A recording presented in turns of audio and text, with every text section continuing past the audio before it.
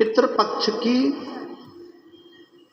शिवरात्रि के अंतर्गत हम जो बाबा से कहते हैं, अपनी मेहनत को 4 गुना बढ़ाओ, खूब पढ़ो, खूब अध्ययन करो, और जब इस पितृपक्ष की शिवरात्रि आ रही है तो पितृपक्ष की शिवरात्रि पर एक बेलपत्र पर हमेशा आप लोगों को कहा कि आप कभी भी परीक्षा देने जाना तो बेलपत्री की मध्य पत्ती पर शहद लगाना।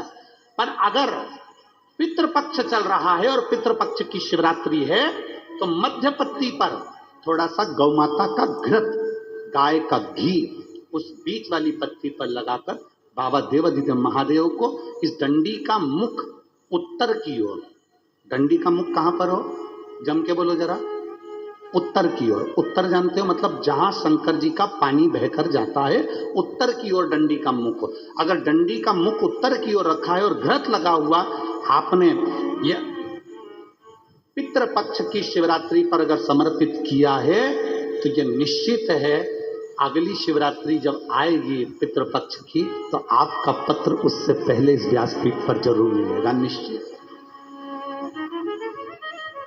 पितृपक्ष की शिवरात्रि साधारण नहीं, पितृपक्ष की शिवरात्रि में एक भगवान शंकर और पितरों का एक आनंदमय भाव प्रकट होता है, आनंदमय।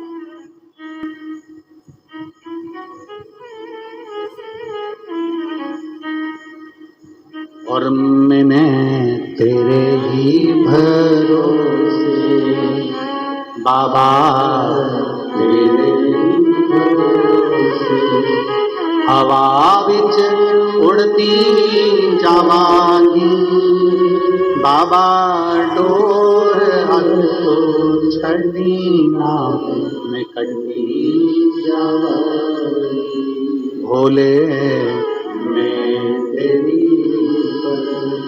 शंभो मैं तेरी हवा बिच उड़ती जावांगी बाबा, डोर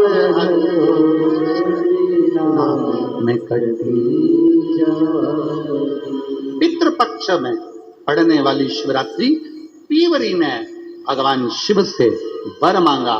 बाबा देवाधिदेव महादेव की कृपा ऐसी हुई कि भगवान शंकर का ही स्वरूप अंश श्री सुखदेव जी महाराज, भगवान शिव का एक अंश स्वरूप श्री सुखदेव जी महाराज, एक बार ये कथा कह रहे थे तो किसी ने पूछा कि सुखदेव जी भगवान शंकर का अंश कैसे हो गए? तो कहा जिस समय पर भगवान शंकर माता पार्वती जी को अमर कथा सुना रहे थे, अमर कथा सुनते समय त्रिशूल लेकर माता पार्वती चारों तरफ घूमी, सबको भगाया, तोते का अंडा कोटर में गिर गया।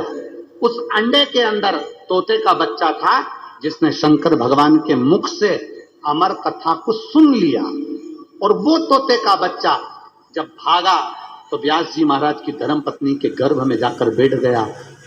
तोते के बच्चे को कहते हैं शुक, व्यास जी की पत्नी के गर्भ से जन्मा इसलिए कहलाया देव, दोनों को मिला दो तो हो गया शुक्र। भगवान शंकर की वाणी के द्वारा इसका प्राकट्य है,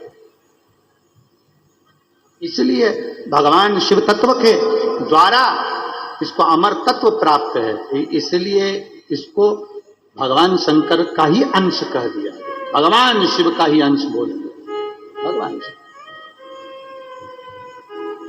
सुखदेव जी पीवरी भगवान शंकर की आराधना में डूबी हुई पीवरी, भगवान शिव तत्व को प्राप्त करने वाली पीवरी, भगवान शंकर की अविरल भक्ति में डूबने वाली पीवरी भगवान शिव से वर मांगती है कि मेरे को पति मिले तो आप सा स्वरूप, आप अमर तत्व को धारण करने वाला। भगवान शंकर ने पीवरी का विवाह का वर दे दिया कि आपका विवाह सुखदेव जी के साथ होगा।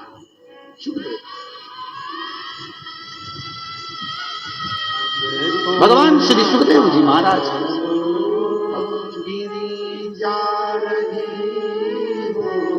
और महाराज शिव तत्व कहता है, भगवान शंकर का पावन चरित्र कहता है, भगवान शिव का पवित्र चरित्र कहता है।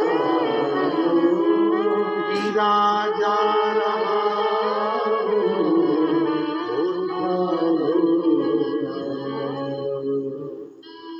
ये मानव की देह, ये मानव का शरीर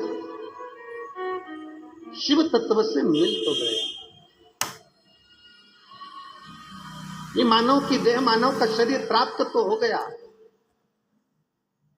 कहा, वही पक्ष ने कहा, शिव की आराधना से अगर मुझे देना चाहते हो तो सुंदर एक लोक दे दीजिए। बब्रहाज नामक पितरों का एक लोक प्रदान कर दिया। शंकर ने दिया, शिव ने। कोई लेट बनता है, कोई जल्दी बनता है, शिव को जल चढ़ाने वाला एक दिन सेठ जरूर बनता है। एक शंकर का जल चढ़ाया गया कभी खाली नहीं जा सकता। शिव का चढ़ाया गया जल कभी खाली नहीं जाएगा। आज अगर काम नहीं आया तो कल आएगा, कल नहीं आया तो परसों आएगा। अपनी जिंदगी में शंकर को चढ़ाया गया एक लोटा जल कभी निष्फल नहीं हुआ। उसका फल मिलता जरूर, वो जल का फल मिलेगा जरूर,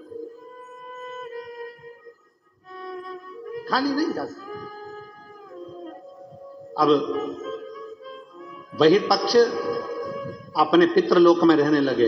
इतना सुंदर लोक, इतना सुंदर लोक, जिस लोक में सब श्वेत आनंदमय हो, सबकी भलाई का कार्य होता हो। दुनिया के लोग कहते हैं पितृलोक ऐसा है, पितृलोक वैसा है, पितृलोक ऐसा है। ना ना, श्राद्ध पक्ष की कथा सुन रहे हो आप सब, आस्था चैनल के माध्यम से कथा सुन रहे हो, फेसबुक ग्रुप पर सुन रहे हो, और पंडाल में लाखों की संख्या में बैठकर इस पवित्र नांदगांव से कथा का रसपान कर रहे हो। अपने भीतर उतारिएगा कि पितृलोक कभी बुरा नहीं होता, पितृलोक कभी बेकार नहीं होता, पितृपक्ष कभी बेकार नहीं होता। जो दुनिया के लोग कहते हैं कि पितृपक्ष में सामान मत खरीदो, पितृपक्ष में मकान मत बनाओ, पितृपक्ष में मकान का मुहूर्त मत करो, पितृपक्ष में ये मत करो, श्राद्ध में ये मत करो, श्राद्ध में वो मत करो, सबके हाथ जोड़ कर कह देना कि पितृपक्ष में मेरा शंकर देवादिदेव महादेव और पितृदेव, ये दोनों की कृपा बरसती है और हमारा कल्याण होता है।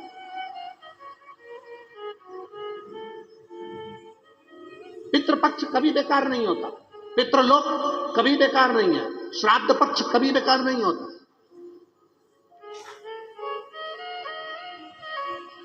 श्रद्धा कभी बेकार नहीं होती। आपके भीतर की श्रद्धा होना चाहिए। किया गया अच्छा कर्म कभी बेकार नहीं होता। आप अच्छा कर्म करते रहो, कभी आपके जीवन में तकलीफ नहीं है, कभी तकलीफ नहीं।